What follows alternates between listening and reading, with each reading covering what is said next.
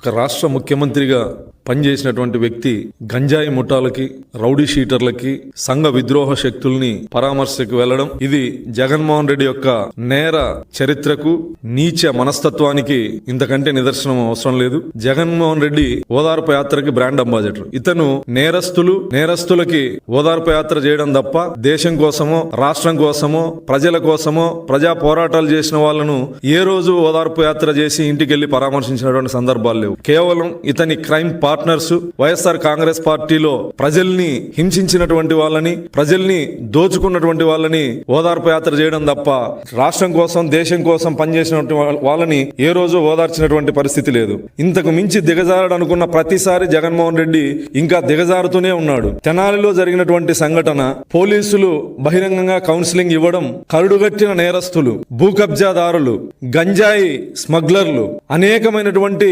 దోపిడీ కేసుల్లో ఉన్నటువంటి వ్యక్తులు, హత్యా ప్రయత్నం చేసినటువంటి కేసుల్లో ఉన్నటువంటి వ్యక్తులు, కరుడుగట్టిన నేరస్తులకి కులాన్ని ఆపాదిస్తూ, సాక్షిలో అసత్యపు మాటలు రాస్తూ దళితుల్ని నమ్మించేటువంటి ప్రయత్నం. నేరం చేసిన వాడికి, తప్పు చేసిన వాడికి ఖచ్చితంగా ఈ దేశంలో ఏదో ఒక కులంలో పుట్టాల్సిందే. నేరస్తుడికి కులాన్ని అంటగడుతూ దళితులకు అన్యాయం జరిగిందని మొసలి కన్నీరు గారుస్తూ ఓదార్పు యాత్రకు పోవడం గంజాయి స్మగ్లర్లు, భూ కబ్జాదారులు, రౌడీ షీటర్లు, గతంలోనే వీళ్ళ మీద రౌడీ షీటర్లు ఉన్నాయి. వీళ్ళను ఓదార్పు యాత్రకు వెళుతూ దళితుల్ని ఓదార్పు యాత్ర, దళితులకి అన్యాయం జరిగింది, ఓదార్పు యాత్రకు వెళ్తున్నాను, ఆ కుటుంబాలని పరామర్శిస్తానని చెప్పడం జగన్మోహన్ రెడ్డి యొక్క నీచ మనస్తత్వానికి ఇదొక నిదర్శనం. గతంలో జగన్మోహన్ రెడ్డి గారు ముఖ్యమంత్రిగా ఉన్నప్పుడు దళితుల మీద జరగని అఘాయిత్యాలు లేవు. దళితుల మీద ప్రతినిత్యం దమనకాండ జరిగింది, హత్యలు జరిగాయి, మానభంగాలు జరిగాయి. ఇన్ని జరిగినా కూడా జగన్మోహన్ రెడ్డి అనే వ్యక్తి దళితులకు అండగా బయటకు వచ్చినటువంటి పరిస్థితి లేదు. ఇతని